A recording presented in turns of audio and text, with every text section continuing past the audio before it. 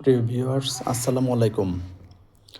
আজকে আপনাদেরকে একটু সংক্ষেপে জানানোর চেষ্টা করছি যে আপনারা যারা জমি কেনেন, জমি ক্রয় করার সময় কি কোন কোন বিষয়গুলো আপনারা খেয়াল রাখবেন যাতে ভবিষ্যতে প্রতারণার শিকার না হন। প্রথমত, আপনারা জমি কেনার সময় ওই জমির সর্বশেষ যে মৌজা ম্যাপ আছে সেই মৌজা ম্যাপটি আপনারা হাতে নেবেন। মৌজা ম্যাপটি হাতে নিয়ে দেখবেন যে ওই যে প্লট নাম্বারটা মৌজাতে আছে কিনা, মৌজা ম্যাপে ওই প্লট নাম্বারটা আছে কিনা। যদি ওই প্লটটা মৌজা ম্যাপে থাকে তার মানে জমিটা আছে। এরপরে আপনারা অন্যান্য কাগজপত্র দেখবেন। সর্বপ্রথম দেখবেন যে প্লটটা আছে কিনা। প্লটটায় স্কেল একজন আমিন নেবেন, স্কেল দিবেন। স্কেল দিয়ে দেখবেন যে প্লটটা স্কেল অনুযায়ী জমির রেকর্ডের সাথে মিলে জমির পরিমাণ ঠিক আছে কিনা। এরপর আপনারা ফিজিক্যালি যে মেপে দেখবেন আমিন নিয়ে জমি কেনার পূর্বেই যে ঠিক আছে কিনা। প্লট অনেক সময় শর্ট থাকে, ফিজিক্যালি শর্ট থাকে, আবার ম্যাপে শর্ট থাকে। তার মানে আপনার রেকর্ড অনুযায়ী ফিজিক্যালি জমি ঠিক আছে কিনা, ম্যাপে ঠিক আছে কিনা এটা দেখবেন। এরপর আপনারা সিএস, এসএ, বিআরএস বা সিটি কর্পোরেশন এরিয়ার মধ্যে সিটি জরিপ এগুলো দেখবেন। চেন অফ অনারশিপটা দেখবেন। বায়া দলিলগুলো দেখবেন যে বায়া দলিলগুলো একের পর এক ক্রোনোলজিক চেন অফ অনারশিপ মালিকানার যে ধারাবাহিকতা এগুলো দেখবেন। এরপরে দেখবেন হলো আপনারা সর্বশেষ যে তারা তাদের যদি মিউটেশন করে থাকে কারণ আমি মিউটেশনটা দেখবেন, আপনারা খাজনা দেখবেন। এরপরে আপনারা রেজিস্ট্রি অফিসে গিয়ে দলিল সার্চ দিবেন।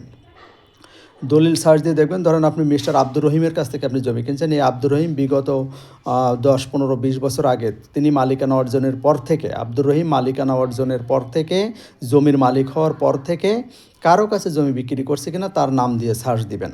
সার্চ দেওয়ার পরে এখানে সার্চিং রিপোর্ট নেবেন।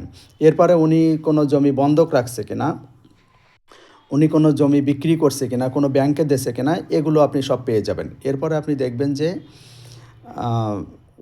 কোনো একটা নির্দয়পত্র আপনাকে ওইখান থেকে দিবে যদি এই জমির নামে কোনো দায়িত্ব না থেকে থাকে, বন্ধক না থেকে থাকে, বিক্রি না করে থাকে।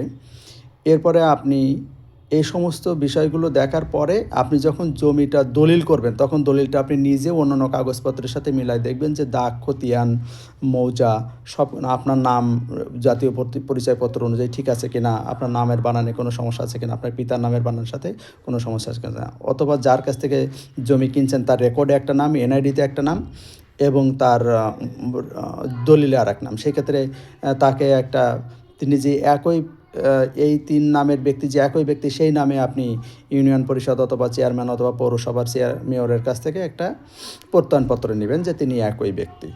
তাহলে এভাবে আপনি যদি জমি ক্রয় করেন আশা করছি আপনি প্রতারণার শিকার হবেন না এবং জমি ক্রয় করে সাথে সাথে আপনি মিউটেশন করে ফেলবেন, নকল তুলবেন দলিলের, ওই দিনই নকল তুলতে দেবেন, রেজিস্ট্রির দিনে সাথে সাথে নকল তুলে সাথে সাথে মিউটেশন করে সাথে সাথে আপনার নামে লোকাল ভূমি অফিসে এসে আপনি খাজনা দেবেন, আলাদা খতিয়ান খুলবেন যাতে ওই জমিটা যিনি যার কাছ থেকে কিনছেন তিনি পুনরায় আবার বিক্রি না করে ফেলতে পারে আপনার নামে সব জায়গায়। তাহলে জমির একটা এস্টাবলিশমেন্ট হয়ে গেল। জমি কিনেই বাড়ি এসে ঘুম পড়াও যাবে না, সাথে সাথে নকল তুলে খাজনা খতিয়ান করে মিউটেশন করে খাজনা টাজনা দিয়ে ফেলবেন। ধন্যবাদ। আসসালামু আলাইকুম।